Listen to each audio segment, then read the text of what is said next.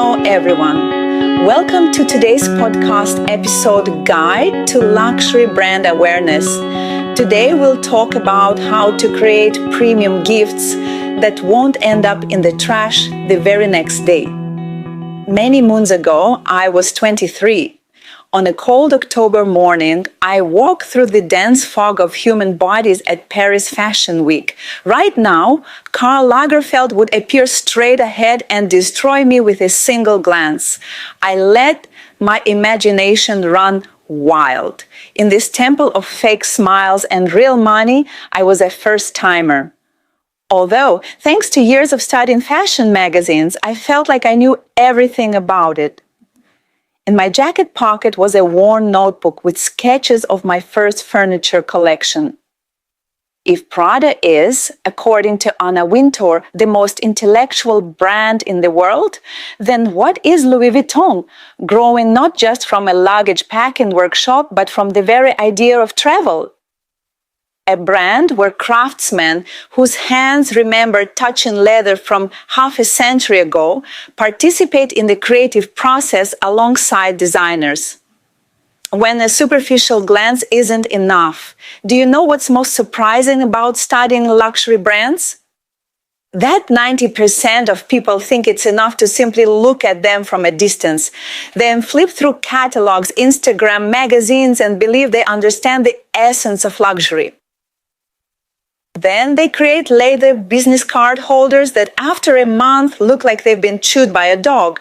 True awareness isn't just about window shopping. It's about immersing all your senses in the world of Hermès, Louis Vuitton, Prada, Dior, and Tiffany, when Louis Vuitton abandons its monogram. The most interesting thing about studying luxury brands is understanding when they deliberately abandon their recognizability.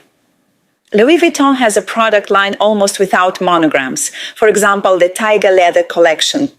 Why would a brand known for its print suddenly decide to abandon it?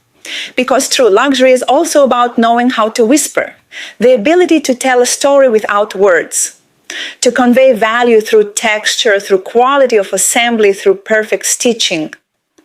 Applying this to merchandise, your company's logo doesn't always need to shout from every square inch of surface. Sometimes a modest embossing on the inside of a product speaks of premium quality louder than golden letters on the front. A button that costs more than the entire shirt. In 2001, I was at the Loro Piana production facility in Italy. There, I first learned that a button on a cashmere cardigan could cost more than an entire mid-range t-shirt. These buttons are made from buffalo horn, hand-processed and polished to a specific degree of matte finish. Why? Because the perfect button should feel pleasant to the touch, should make the right sound when fastening, and should age beautifully. When you hold a Dior item, every detail from stitching to zipper goes through dozens of tests for durability, wear resistance and aesthetic aging. Application for merchandise?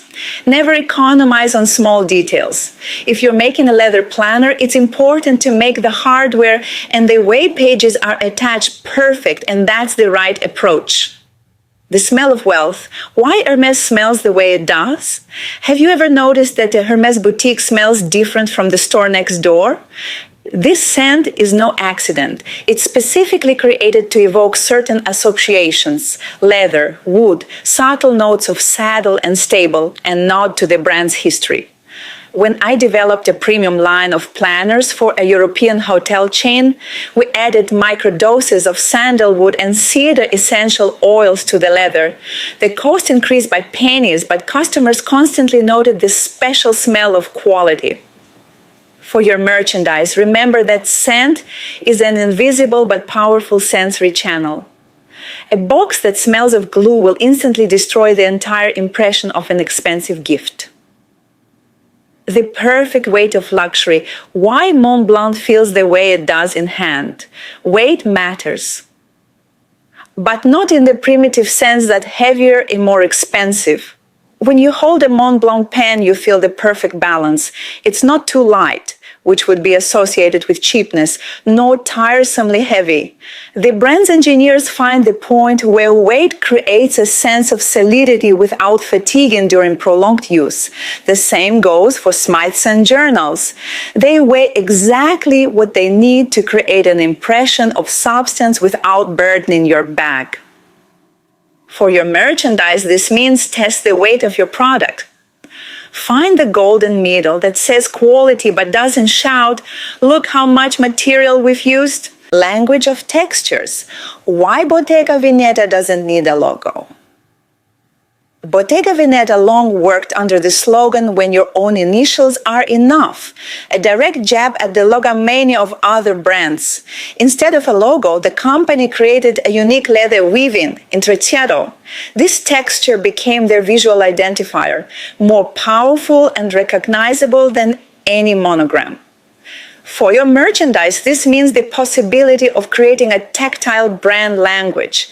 Perhaps it's a special leather texture, a characteristic way of stitching with silk thread, or a unique metal treatment. Define the laws of physics, packaging that cannot exist. I studied the Patek Philippe watch box. The most amazing thing about it isn't the materials, although they're flawless, but the engineering solution. The lid opens and stays at exactly 90 degrees, defying all laws of gravity. How? Thanks to perfectly tuned hinges, counterweights, and minimal gaps. When you see such a solution, you understand luxury is about overcoming the obvious. It's about creating the impossible. It's about adding magic to everyday actions like opening a box. For your merchandise, look for moments where you can create this feeling of magic. Maybe it's a special way of opening packaging or an unexpected detail that isn't revealed immediately. Awareness as meditation. I spend at least a couple of days each month just wandering through luxury stores, not buying most often, but observing, touching, listening.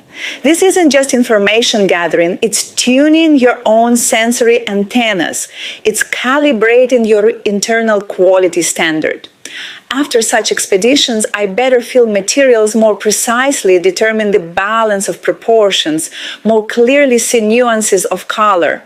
For those creating premium merchandise, make these immersions in luxury part of your work routine. Don't just walk through stores, but carefully study every detail. Take photos where allowed, make notes, remember sensations. 5 levels of awareness. If you want to create truly premium merchandise, you need to go through all 5 levels of awareness. Level 1. Visual acquaintance. You study photographs, watch advertisements, analyze design. This is the foundation, but it's categorically insufficient. Level 2, physical contact. You touch products, feel their weight, texture, temperature. You begin to understand how materials interact with the human body.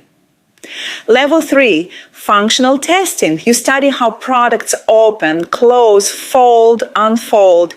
You notice sounds, efforts, and sequence of actions. Level 4, temporal perspective. You observe how products age, how they look after 1 or 5 years of use. You understand what constitutes noble patina versus a sign of poor quality. Level 5, contextual understanding. You see products not in isolation, but in the context of use. You understand how they fit into the user's life, what emotions they evoke, what stories they tell. Most people creating merchandise stop at level 1, maximum 2, and then wonder why their premium products don't inspire delight. 3 taboos of true luxury. In the process of my awareness, I have identified 3 things that real luxury brands never do. Taboo 1. Economizing on invisible details. Louis Vuitton never economizes on bag lining. Hermes never uses cheap thread for interior seams, because true luxury is integrity. It's attention to details that only the owner sees. Taboo number 2, momentary fashion versus eternal aesthetics. Real luxury brands may release trendy collections, but their core products are always timeless. A Birkin looks relevant in both 1980% and 2025. Because true luxury is an investment for years, not for a season. Taboo number 3, compromise at points of contact. Clasps, handles, buttons, all points where a person physically contacts the product are always made from the best materials and with maximum precision. Because true luxury is a physical experience, not just a visual one. Apply these principles to your merchandise and you'll immediately reach a new level of premium quality. True luxury doesn't shout, it whispers. One of the main lessons of my awareness: the more expensive an item, the more quietly it announces itself. A $50 bag shouts about itself with a huge logo. A $500 bag speaks about itself with a recognizable design. A $5,000 bag whispers about itself with quality of materials and execution. A $50,000 bag is completely silent. It's spoken about by people in the know. For your merchandise, this means the more premium the product should be, the more restrained your branding should be. Trust in the quality of materials and execution. They will say more about your brand than a palm-sized logo. Conclusion: awareness as a way of life. True awareness isn't a one-time action, but a way of life. It's constant collection and analysis of information. It's training, sensory sensitivity. It's developing taste and understanding context. When you truly study the language of Prada, Louis Vuitton, Hermes, Tiffany, and Dior, you will be able to create merchandise that speaks the same language but in your own words. And then your clients will keep your packaging like a treasure, will proudly show your merchandise to friends, will feel an invisible but very real connection to your brand. Isn't this what we all work for in this industry? Remember Coco Chanel's words: luxury must be comfortable, otherwise it is not luxury. This applies to merchandise too. If it's beautiful but uncomfortable, it's not premium. Thank you for listening to the Luxury Brand Activation Gifts podcast. See you in the next episode.